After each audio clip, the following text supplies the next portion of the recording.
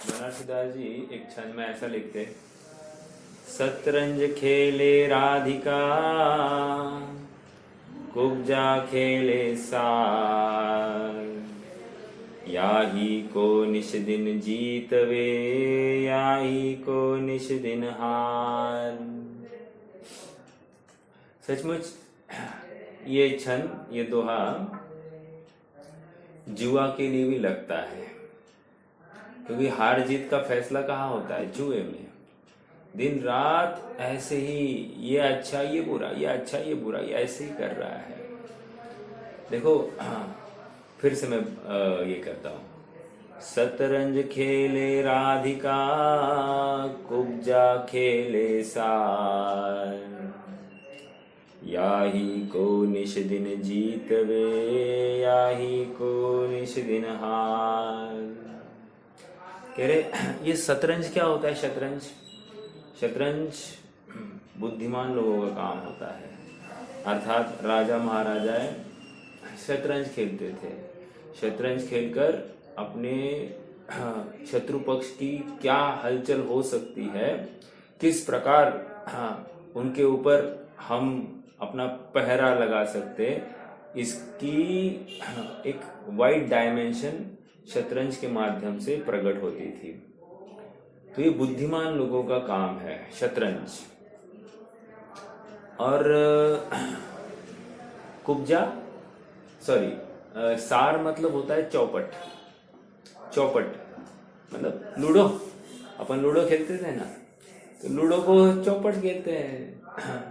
तो क्या है, वहां पर खाली कौड़ी डालो और 1 गिरा 2 गिरा 4 गिरा 8 गिरा, भांजे कितना, ये इतना, तो भांजा मामा भी खुश और भांजा भी खुश। इसमें क्या है उपलब्धि? कोई उपलब्धि नहीं, मतलब बुद्धि कहाँ लगी है? वहां पर कोई बुद्धि नहीं है, सब भाग्य भरोसे है। और शतरंज में क्या है? सब पुरुषार्थ के भरोसे है। समझ में आ रहा है क्या आपको? शतरंज और ये अब क्या कह रहे हैं मालूम है? याही को निश दिन जीतवे याही को निश दिन हार। मतलब कह रहे जो शतरंज खेल रहा है ना, वो हारता हुआ भी जीता है। मतलब 2 विरोधी दल होते हैं ना, एक 2 पार्टी होती है, तो एक तो जीतने वाली है, एक तो हारने वाली है, या दोनों टाई होने वाले।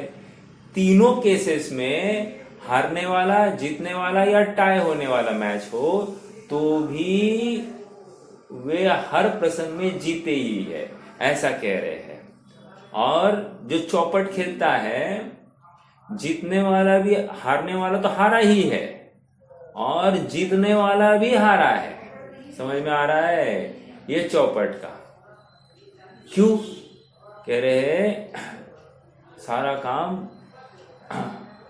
पुरुषार्थ के बल पर हो रहा है, कुछ भाग्य के भरोसे नहीं है। जो भाग्य के भरोसे बैठा रहता है उसका काम होने वाला नहीं है, ये कह रहे हैं। समझ में आ रहा है? अभी उदाहरण क्यों आया?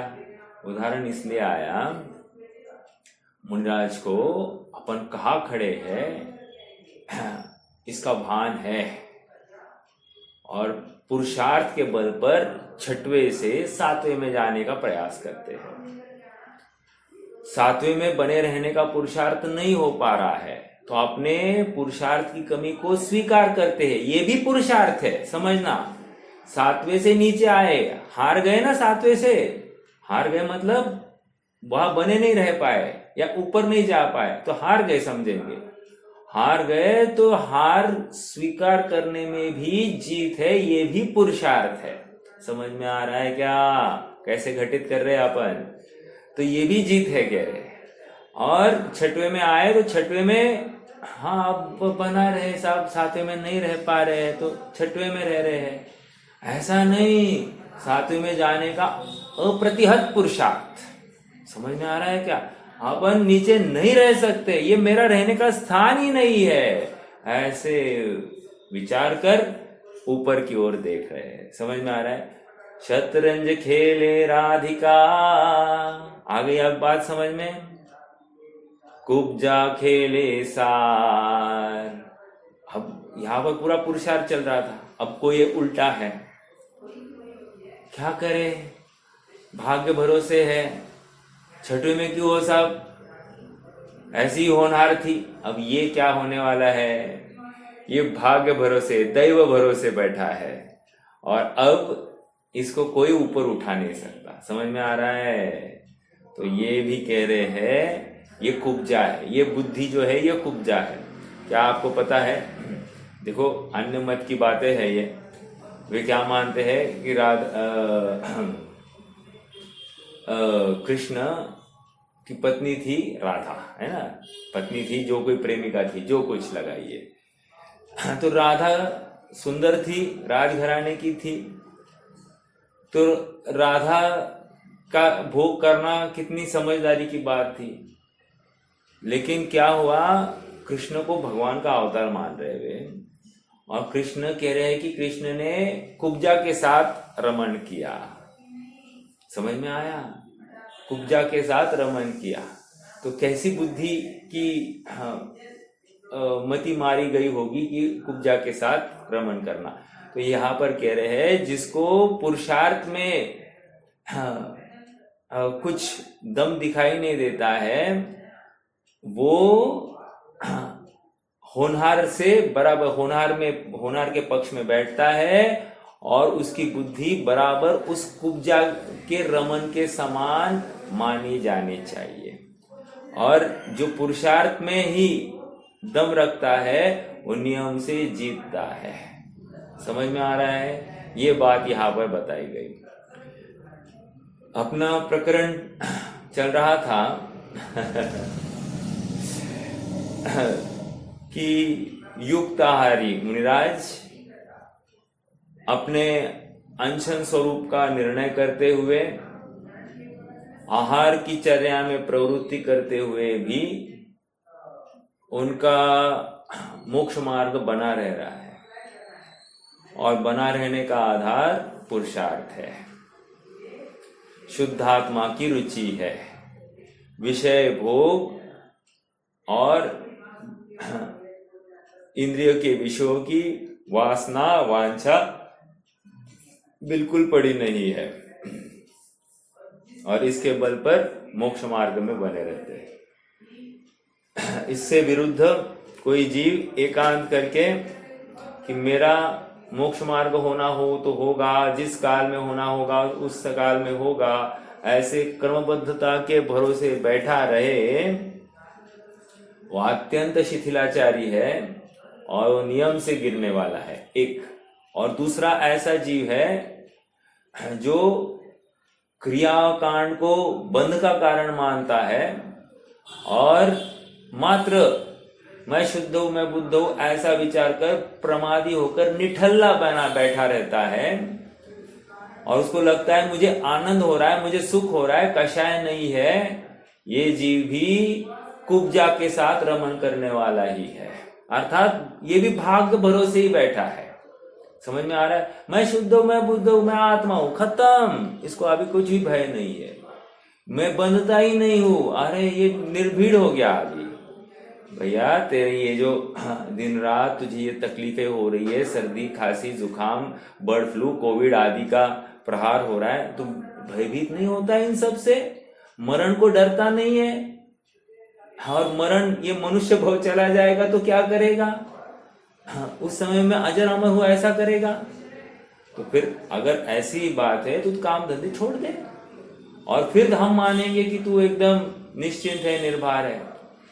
काम धंधे में तो प्रवृत्ति करता है और बातें लगाता है, मैं अबंध स्वाभाविक हूं, नहीं चलती है ये बात, ठीक है? मायाचारी है यहाँ पर। चलिए प्रकरण के में आ जाते हैं। चरणान योग सूचक चुलिका, जिसमें 230वीं गाथा की चर्चा अपनी लगभग हो गई है। गाथा का एक बार हो गई थी ना कल, गाथा का एक बार पाठ करेंगे और फिर 231 की में देखेंगे। देखो, बालो नहीं हो गया मेरे ख्याल से ना, संयम और असंयम की बात हो गई थी। एक मिनट ना, मुझे जस्ट चेक करने दीजिए।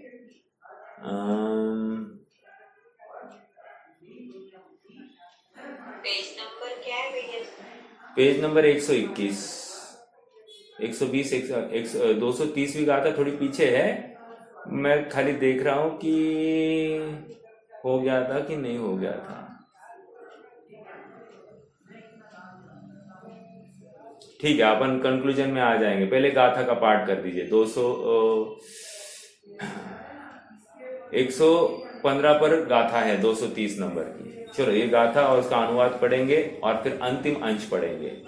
बालो वा बुद्धो वा समभिहदो वा पुणो गिलाणो वा चरियं चरदु सजोगम मूलच्छेदो जदान हवदी मूल कान छेद हो इस तरह अपने योग्य ही वृद्ध बालक श्रांत रोगी आचरण धारण करे।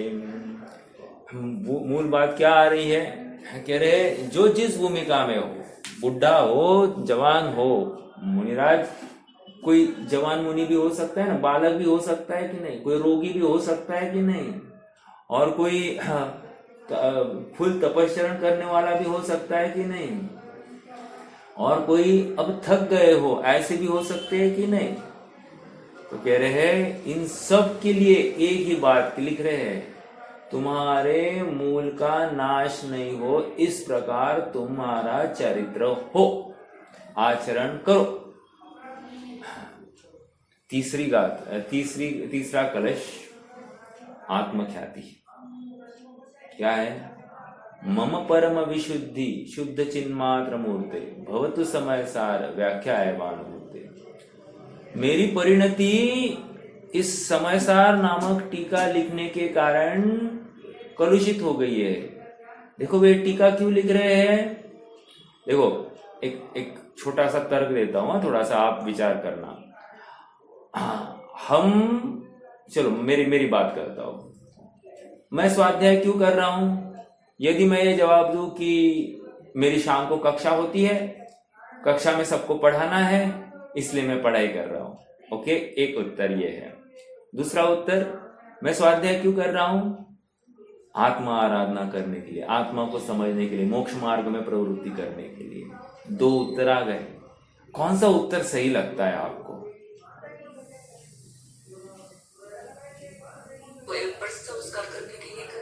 स्वयं पर संस्कार अर्थात पुरुषार्थ करने के लिए, मोक्ष मार्ग में बना रहने के लिए कर रहे हैं, राइट। अब दूसरों को पढ़ाने के लिए, ये कैसी भावना है? हल्की भावना है कि नहीं? अर्थात आत्मा प्रयोजन परक अपनी आत्म वस्तु अभी भी दृष्टि में नहीं है, इसका प्रयोजन दूसरों को सिखाना है। अरे इसको कह रहे कुब्जा बुद्धि। समझ में आ रहा है क्या? उसी में संतुष्ट हुआ। आत्मा की प्राप्ति के लिए आत्मा कितना आनंदमय, सुखमय, रस से भरा है, निराकुल है, निश्चिंत है, निर्दंड है, निर्द्वंद है, कुछ भी द्वंद नहीं यहाँ पर। ऐसे आत्म स्वरूप को ध्यान के लिए प्रेरित नहीं हुआ तो ये कमजोर है। इसका प्रयोजन शाश्वत सुखी होना नहीं है, इसका प्रयोजन लोगों को पढ़ाना है, महंत पने की प्राप्ति। अभिप्राय में छिपी हुई खोट की बात कर रहे हैं। समझ में आ रहा है क्या? अब यही बात यहां पर कह रहे हैं। यदि मुनिराज किसी भी भूमिका में हो, खींचतान कर रहे हो, खींचतान मतलब मान लो 7वें में बैठे हैं और खींचतान करे, नहीं नीचे जाने में बंद है, नीचे जाने में बंद है, या अगली गाथा की भी भूमिका में खड़ी कर रहा हूं, नीचे जाने में बंद है, इसलिए नीचे नहीं जाना।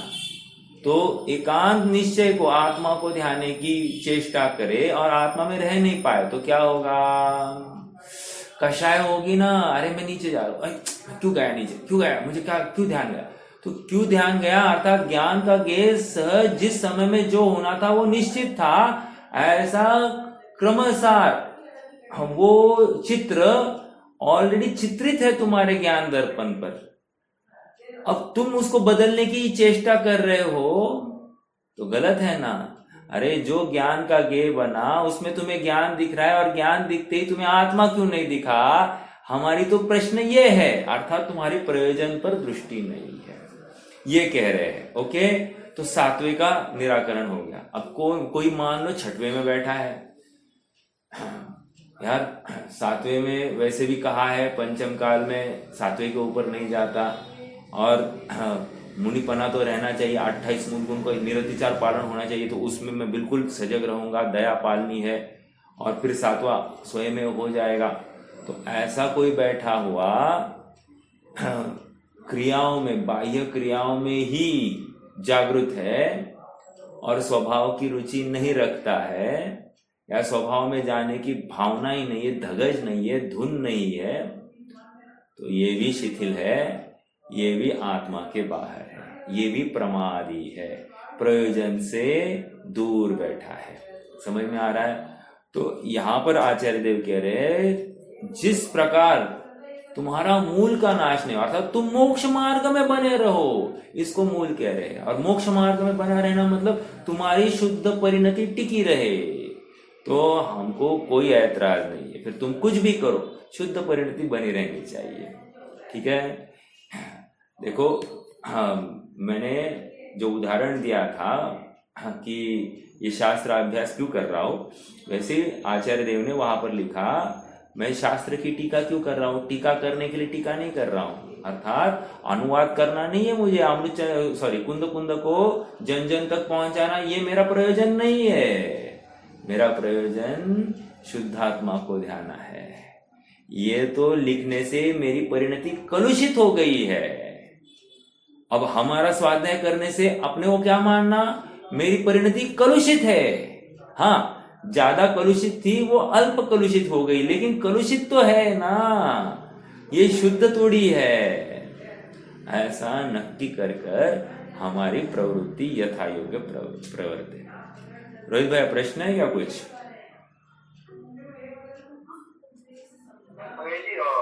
अभी जो बोला उसी सिलसिले में में पढ़ा था, हाँ, कि वक्ता ने जो सुगम करनी चाहिए नए श्रोता को सिखाने के लिए, राज्यों का स्वरूप से करनी चाहिए। पढ़ा वो एक्चुअली समझा नहीं, तभी ये यहाँ से थोड़ा निकलेगा कि वो हमारा आत्मा का अनुभूति या फिर चर्चा के लिए डायरेक्ट वहां से शुरुआत करनी चाहिए। अगर वक्ता ने ऐसा नहीं किया तो फिर वो नहीं खेला जाएगा, के लिए मतलब सही नहीं होगा। ऐसा है, अगर वो बात नहीं समझ रहा तो फिर ठीक है, पीछे की बात करनी चाहिए। ऐसा अरे समझ में आ रहा है क्या? रोहित भाई का प्रश्न ये है कि पुरुषार्थ सिद्धि उपाय में एक तर्क आया है, 9वीं गाथा है या 17वीं गाथा है, देख लेना चाहिए, श्लोक तो वहां पर ये कहा है कि यदि कोई सुखी होने का इच्छुक मुनिराज के चरण में आए और उनको पूछे, साहब मेरे सुखी होने का मार्ग बताइए, मैं क्या करूं, और मुनिराज उसको अणुव्रत अंगीकार करने की प्रेरणा करे, महाव्रत की प्रेरणा नहीं करे, तो उस आचार्य ने, उस मुनि ने उसका महाघात किया है। क्यों? क्योंकि वो ऊंची भावना लेकर आया था और तुमने उसको छोटी भावना देकर भगा दिया। समझ में आ रहा है क्या? तुम्हें सबसे पहले तो मुझे उसे उत्कृष्ट मार्ग दिखाना चाहिए था, अर्थात सकल संयम का मार्ग दिखाना चाहिए था, जिसमें तुम बैठे हो। तुमने तुम्हारा मार्ग नहीं दिखाकर तुम्हें उस दूसरा मार्ग दिखाया, इसका मतलब तुम्हें भी वो मार्ग स्वीकार नहीं, मतलब ज्यादा इष्ट भाषित नहीं हुआ। तुम क्यों चिंता करते हो कि वो पुरुषार्थ करेगा कि नहीं करेगा? तुम तो उसको उत्कृष्ट मार्ग बोलो तो सही, फिर वो तय करेगा कि माल अच्छा है या नहीं, या मैं खरीद सकता हूं कि नहीं खरीद सकता हूं, वो बाद में डिसाइड करेगा। तुम तो अच्छा माल दिखाना। समझ में आ रहा है क्या? तो तुमने नहीं दिखाया तो तुम सच्चे व्यापारी नहीं हो, अर्थात सच्ची मुनिपना तुम्हारा नहीं है, और इसलिए तुम्हारा पतन तो नक्की है। ऐसा वहां पर बात आ गई है। कहने की बात इतनी ही है कि कौन कौन सी भावना लेकर आया है, ये परखने का कार्य भी, जिम्मेदारी भी आचार्य पर है। समझ में आ रहा है?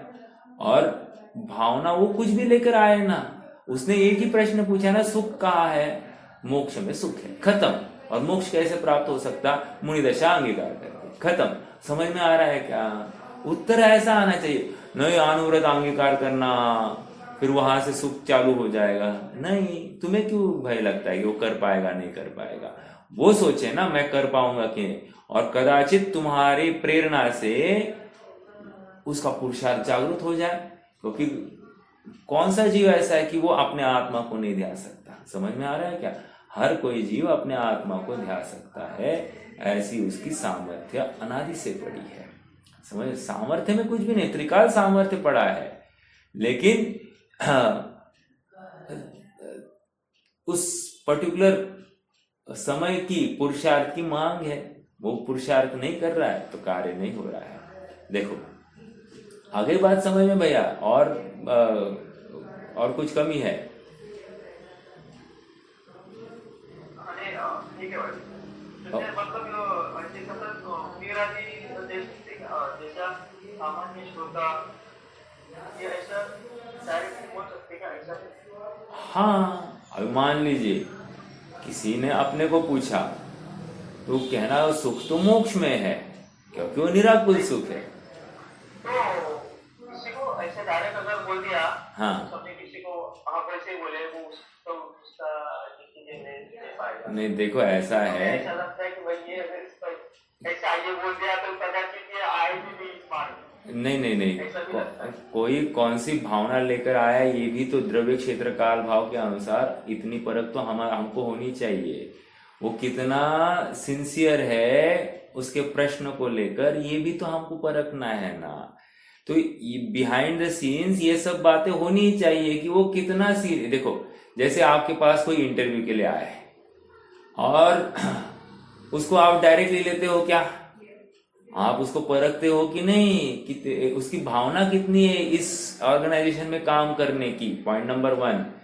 और उसके बाद में उसकी भावना को देखना ही देखना है, उसकी तड़पन कितनी है, उसका नॉलेज भी देखते हैं आप, राइट? इतना परखने के बाद देखेगा उसको फिर सलाह दी जाएगी ना। फिर वो पूछे कदाचित कि मेरे लिए ये ऑर्गेनाइजेशन कैसा है, मुझे आगे बढ़ने के लिए, सर्वोत्कृष्ट बनने के लिए, तो तब फिर आप बोलोगे ये ऑर्गेनाइजेशन ठीक है नहीं है, आगे आगे की बात है।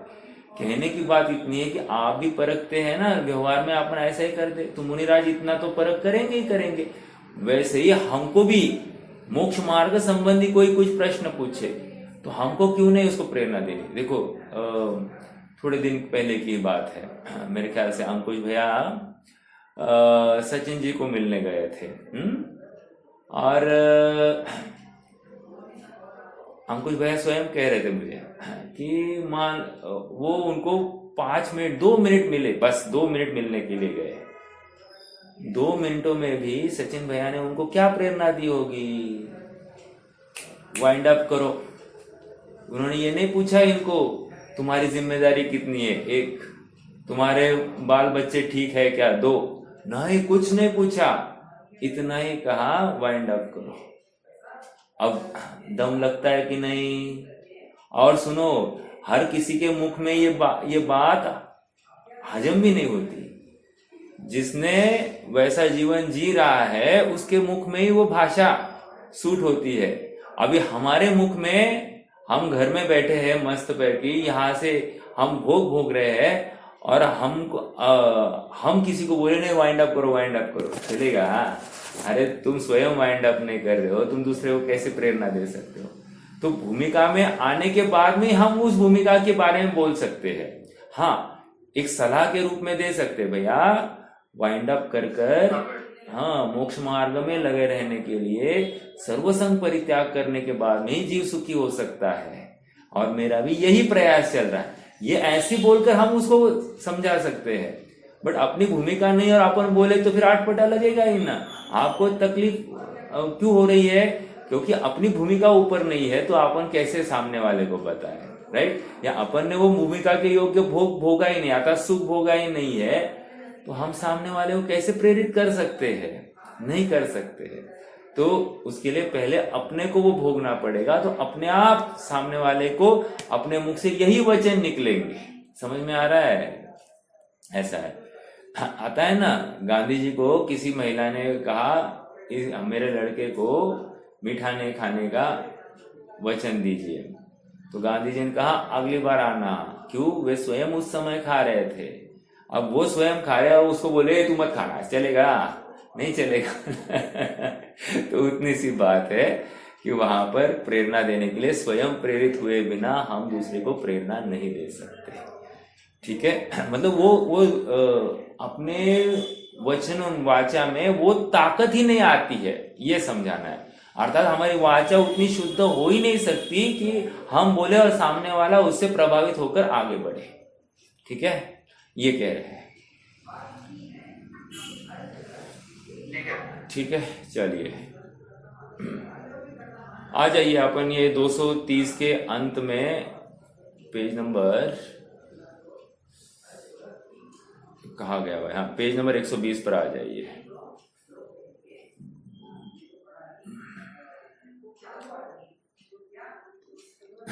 देखो सेकंड पैराग्राफ से पढ़ते। यहां मूल बात यह है कि बाल, वृद्ध, थकित और रोगी मुनिराज इनमें से कौन सा मार्ग अपनाए, इसका समाधान करते हुए यहाँ यह कहा गया है कि वे अपवाद सापेक्ष उत्सर्ग और उत्सर्ग सापेक्ष अपवाद मार्ग को अपनाए। अर्थात इसके बाहर नहीं पाए जाने चाहिए। जिस भूमिका में जिस प्रकार अपना शुद्ध परिणति बरकरार रहे, अर्थात अपना मोक्ष मार्ग बना रहे, इसके योग्य तुम प्रवृत्ति करना। समझ में आ रहा है? फिर कैसे भी करो, खाके करो, बिना खाके करो, कुछ भी करो, हमको कोई तकलीफ नहीं। समझ में आ रहा है? बट आप अपने मूल को ठेस नहीं पहुंचने देना। यदि कोई मुनिराज उत्सर्ग मार्ग के हट से, अब आगे बात, हाँ, उत्सर्ग मार्ग के हट से अति कर्कश आचरण के पालने से मृत्यु को प्राप्त हो गए तो उनका संयम नष्ट हो जाएगा। नष्ट कैसे हो गया? अरे अब मरण के बाद में देव होंगे, तो देव होने के बाद में संयमी है असंयमी, अब वो असंयमी कहलाएंगे। समझ में आ रहा है? यहाँ सुखी थे, अब वहां पर दो कषाय चौकड़ी का कमी हो गई ना, एक ही कषाय चौकड़ी रहेगी, तो उसके अभाव में सुख कम है और यहाँ पर सुख ज्यादा है। तो यहाँ पर सुख भोग रहे थे, वहां पर वे कषाय में तड़पेंगे, ऐसा कह रहे हैं। ठीक है, हाँ, तो उत्सर्ग मार्ग के हट से अति कर्कश आचरण के पालने से मृत्यु को प्राप्त हो गए। ऐसा हो सकता है क्या? तपस्चरण करे, हाँ, या साधना में ही बने रहने की कोशिश करे, आहारचर्या को नहीं जाए, क्यों उससे बंद होता है, ये क्यों नहीं करे उससे बंद होता है, तो बंद के भय से ये आत्मा में ही बने रहने का हट करेगा तो कषाय और तीव्र होगी, तो आकुलता के वश मरण हो जाएगा, और आकुलता में मरण तो और तकलीफदायक है। देखो, हाँ, क्योंकि देवलोक में संयम होता ही नहीं है, अतः यदि संयम की रक्षा करनी है तो ऐसा कठोर आचरण करने का हट नहीं रखना चाहिए कि जिससे देह ही छूट जाए। इसी प्रकार मृदु आचरण के लोभ से यदि एकांततः मृदु आचरण ही रखा तब भी संयम कायम नहीं रह सकेगा। मृदु आचरण मतलब दया, 28 मूल गुणों का पालन, उसको मृदु आचरण कह रहे हैं। इसलिए समझदारी इसी में है कि अपनी शक्ति अनुसार अपवाद सापेक्ष उत्सर्ग और उत्सर्ग सापेक्ष अपवाद मार्ग को अपनाया जाना चाहिए। समझ में आ रहा है क्या? ये भी विवेक है, ये भी जागृति है, ये भी पुरुषार्थ है। इसलिए आज मैंने क्या कहा, 7वें से 6वें में आना और 6वें में 7वें में जाने की भावना करना, इसको भी पुरुषार्थ कह रहे हैं। 7वें में बना रहना, ये भी पुरुषार्थ, और 7वें में नहीं रह पा रहा हो और उसकी वजह से 6वें के योग्य कार्य में प्रवृत्ति करना, ये भी पुरुषार्थ है। समझ में आ रहा है क्या? पुरुषार्थ क्यों है? अरे स्वयं को परख रहे कि नहीं, मेरी परिणति अब विशुद्ध नहीं हो रह पा रही है, कलुषित हो गई है, ये स्वीकार करना भी तो जरूरी है ना। जब तक स्वीकार ही नहीं हो रहा है कि मुझे कलुषता हो गई है, तो उस कलुषता के अभाव का प्रयास होगा क्या? मम परम विशुद्धि शुद्ध चिन्मात्र मूर्ते भवतु समय सार व्याख्यावानुभूते।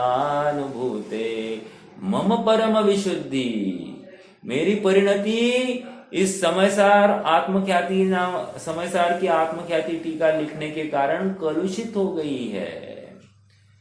कलुषित हो गई है तो साहब, कलुषित हो गई है तो अकलुषता को प्राप्त होने के लिए मैं ये भावना भा रहा हूं कि मैं शुद्धात्मा में ही जाऊं।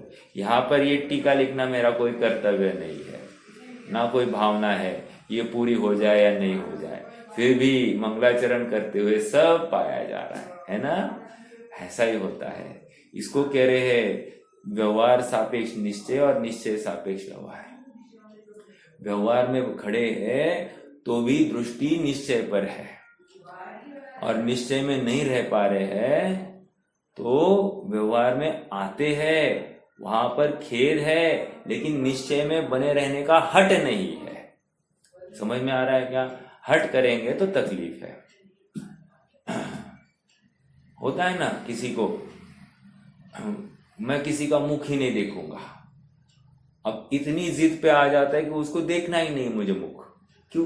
सहजता से दिख गया तो देख लेना, विरोध नहीं करना।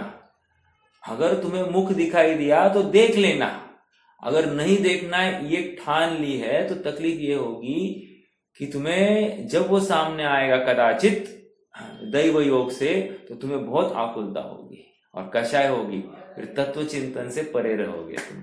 समझ में आ रहा है? तो सहज जैसे बन रहा है बनाओ, उसको स्वीकार कर लेना। आगे देखो, आइए अब 231 में जाना है, लेकिन उसके पहले ना ये नीचे का पढ़े, एकदम बढ़िया है। जो अपना नहीं है, वेरी वेरी लॉजिकल एंड समझने के लिए बहुत जरूरी है, अपना चिंतन बढ़ाने के लिए। जो अपना नहीं है उससे हम कितना ही राग क्यों ना करें। क्या जबरदस्त बात है, देखो तो सही। जो अपना नहीं है उससे हम कितना ही राग क्यों ना करें, राग करने मात्र से वो अपना नहीं होता। Point number 1। अब उल्टी बात कह रहे, जो अपना है उससे हम कितना ही द्वेष क्यों ना करें, द्वेष करने मात्र से वह पराया नहीं होता। समझ में आ रहा है क्या? जो अपना है सो अपना है, जो पराया है सो पराया है। कितनी इजी लैंग्वेज में ये बताया जा रहा है, वस्तु स्वरूप रखा गया है यहाँ पर। अब ये समझकर ना, ये सुनकर, ये पढ़कर हमारी बुद्धि ठिकाने पर आनी चाहिए। मैं क्या कर रहा हूँ? अपने में अपनापन कर रहा हूँ या पराये में अपनापन कर रहा हूँ, या अपने में द्वेष कर रहा हूँ और पराये में राग कर रहा हूँ? लगना चाहिए, अभी विचार करना चाहिए, निरंतर परखना चाहिए। और सुनो, एक समय के लिए नहीं परखना है, प्रत्येक क्षण में जागृति जरूरी है। प्रत्येक क्षण में अपने परिणामों को परखना है। मैं क्या कर रहा हूँ, मैं कौन हूँ, मेरा कर्तव्य क्या है, करने योग्य कार्य क्या है, या आजू बाजू में ये जो संयोग बन रहे हैं इससे मैं प्रभावित क्यों हो रहा हूँ, ये होना चाहिए कि नहीं होना चाहिए, सब विचार करना।